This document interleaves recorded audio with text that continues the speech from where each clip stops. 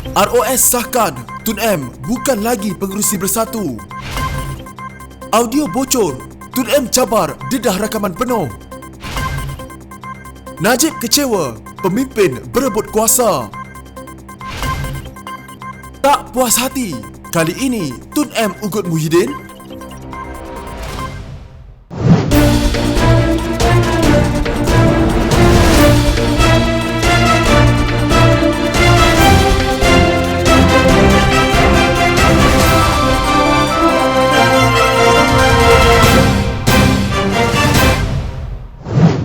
Jabatan Pendaftaran Pertubuhan Malaysia ROS mengesahkan bahawa Presiden Bersatu Muhyiddin Yassin berhak menjadi pemangku pengerusi parti setelah Dr. Mahathir Mohamad menyerahkan surat peletakan jawatan kepada Muhyiddin pada 24 Februari. Dalam surat bertarikh 5 Mei, ROS mengatakan penilaian ini berdasarkan dokumen yang diberikan oleh pihak berkenaan. Berdasarkan dokumen yang dikemukakan, iaitu surat peletakan jawatan pengerusi, ROS mengesahkan peletakan jawatan Mahathir sebagai pengerusi bersatu oleh Muhyiddin. Presiden Bersatu adalah juga sah dan masih berkuat kuasa selaras dengan peruntukan Perlembagaan Bersatu sehingga diadakan pemilihan pengerusi baru menurut surat yang dilihat oleh Malaysia Kini. Surat itu memetik artikel 16.9 Perlembagaan Parti untuk keputusan berkenaan. Ia menetapkan bahawa jika pengerusi itu mengundurkan diri atau dipecat daripada parti, Presiden akan mengambil alih jawatan pemangku pengerusi sehingga pengerusi baru dipilih. Surat itu ditujukan kepada Setiausaha Kerja Bersatu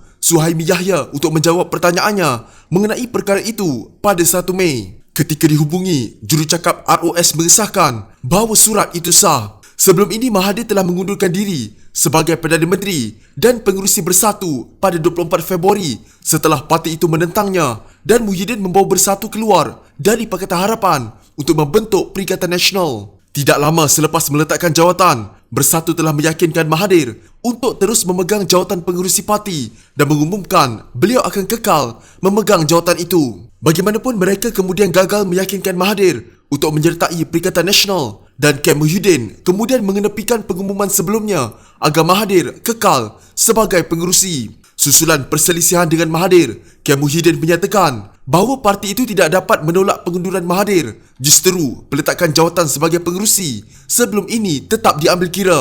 Dalam responsnya, Ahli Majlis Pimpinan Tertinggi MPT Bersatu, Abu Bakar Yahya mempersoalkan tindakan ROS yang mengesahkan Muhyiddin Yassin sebagai pemangku pengerusi dan mendakwa perkara itu sepatutnya diputuskan dalam parti. ROS tak ada hak untuk katakan Muhyiddin berhak menjadi pemangku pengerusi bersatu. Yang berhak untuk berbuat demikian ialah Lembaga Disiplin Parti yang keputusannya turut dipersetujui dari MPT dan Bersatu, katanya kepada Malaysia Kini. Abu Bakar turut membangkitkan kedudukan Mahathir yang sebelum ini dilaporkan menang tanpa bertanding bagi jawatan pengerusi selepas menjadi satu-satunya calon untuk bertanding jawatan itu. Perkara itu diumumkan oleh pengerusi jawatan kuasa Pemilihan Bersatu, Syed Hamid Albar pada 16 Mei lalu.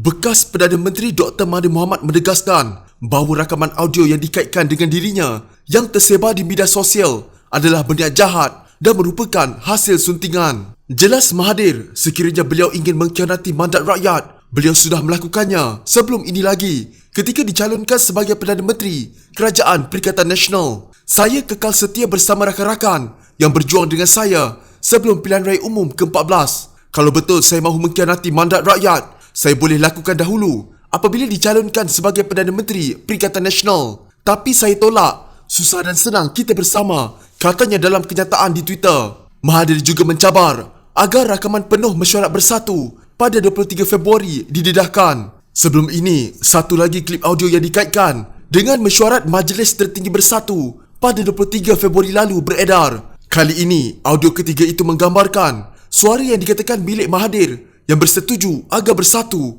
keluar Pakatan Harapan. Beberapa pemimpin Bersatu yang hadir mesyuarat itu bagaimanapun menafikan kesahihan klip audio berkenaan, termasuk Ketua Pemuda Bersatu Syed Saddiq Syed Abdul Rahman dan anggota Majlis Tertinggi Bersatu Tariq Ismail Mustafa. Dua audio yang juga dikaitkan dengan mesyuarat Bersatu itu sebelum ini beredar di media sosial. Dalam klip audio pertama yang bocor, individu dengan suara mirip Presiden Bersatu Muhyiddin Yassin memberitahu mesyuarat supaya memberikan kepercayaan kepada Mahathir untuk menentukan kedudukan Bersatu dalam Pakatan Harapan. Klip audio kedua pula merakamkan suara mirip Mahathir meminta mesyuarat tidak memaksanya untuk mengukir janji meletakkan jawatan. Bersatu menyaksikan konflik dalaman selepas Muhyiddin membawa keluar Bersatu dari Pakatan Harapan yang menyaksikan tumbangnya kerajaan pada Februari lalu. Muhyiddin dan sekumpulan bekas ahli parlimen PKR kemudian bergabung dengan Barisan Nasional serta PAS menubuhkan Perikatan Nasional dengan Muhyiddin sebagai Perdana Menteri. Susulan itu, Mahathir ingin mencabar majoriti Muhyiddin di parlimen dengan menghantar usul undi tidak percaya. Usul itu bagaimanapun tidak dibentangkan pada sidang parlimen sehari pada 18 Mei lalu. Sementara itu, ahli parlimen Pekan Najib Razak mempersoalkan kenyataan terbaru Mahathir. Kata Najib, sekiranya benar Mahathir tidak berniat mengkhianati Pakatan Harapan, beliau akan berbincang dengan Pakatan Harapan sebelum meletakkan jawatan. Adakah Mahathir memaklumkan mereka sebelum bertemu Yang di-Pertuan Agong untuk menyerahkan surat peletakan jawatan sebagai Perdana Menteri? Tidak. Kenapa? Beritahu secara jujur apa sebenarnya yang berlaku ketika itu, katanya. Datuk Seri Najib Razak melahirkan rasa kesal dan kecewa dengan pihak tertentu yang masih mahu merebut kuasa semasa Malaysia sedang berdepan dengan krisis paling teruk dalam tempoh 100 tahun. Bekas Perdana Menteri itu berkata, ramai rakyat negara ini yang hilang pekerjaan akibat satu persatu industri utama lumpuh. Malah ada rakyat yang sakit dan bertarung dengan nyawa akibat wabak COVID-19. Namun ada pihak yang masih menjadikan rebutan kuasa sebagai keutamaan mereka. Mahu heret seluruh negara dalam permainan mereka pada masa COVID ini, katanya dalam hantaran di Facebook. Menurut beliau, walaupun tingkah laku pihak terbabit sudah ditegur oleh Yang di-Pertuan Agong dalam sidang parlimen, namun pesanan itu tidak dihiraukan. Sebaliknya, pihak tertentu bertindak mengadakan sidang media dengan Lim Guan Eng dan Muhammad Sabu. Sebaik sahaja Yang di-Pertuan Agong memberi amaran. Siap gunakan nama saya. Kenapa dia mahu buat usul tidak percaya? Fitnah-fitnah terhadap saya pun tak pernah berhenti, ujar Najib lagi. Sedangkan ahli parlimen Pekan itu memaklumkan Tun Dr. Mahathir yang melepaskan jawatan. Tetapi kini, beliau mahu merebut semula jawatan ketika negara masih dalam ancaman wabak COVID-19. Najib mengingatkan Dr. Mahathir yang gagal mengawal COVID-19 malah melawan amaran Pertubuhan Kesihatan Sedunia. Dr. Mahathir juga didakwa gagal mengharamkan perhimpunan besar, gagal menghalang kemasukan pelancong asing, gagal meningkatkan ujian saringan COVID-19. Akibatnya, daripada kegagalan-kegagalan itu, rakyat terpaksa berkurung selama 2 bulan sehingga hilang pekerjaan. Namun selepas wabak semakin reda sedikit, atas pengorbanan satu Malaysia, pihak terbabit kembali untuk berebut kuasa. Kalau dah 2 kali jadi Perdana Menteri, kalau dah begitu gagal dalam masa 22 bulan yang lalu, kenapa masih mahu ganggu dan ancam kestabilan kerajaan dengan permainan politik pada masa kita perlu lawan impak ekonomi sedunia akibat krisis COVID? Soal Najib yang mendakwa mempunyai banyak cerita-cerita jika mahu dibongkarkan. Ia termasuk kisah syarikat kapal terbang, cerita KLCC, hospital dan konsesi kerajaan. Seseorang menghancurkan seluruh industri utama negara. Orang hadiahkan berpuluh buah kereta kepada mereka. Pemilik syarikat kapal terbang, cerita asal-usul PLAS, kisah curi saham-saham Bumi Putra, arahan runding terus untuk jayakan tawaran awam permulaan sesebuah syarikat, cerita 480 syarikat milik keluarga dan lain-lain lagi.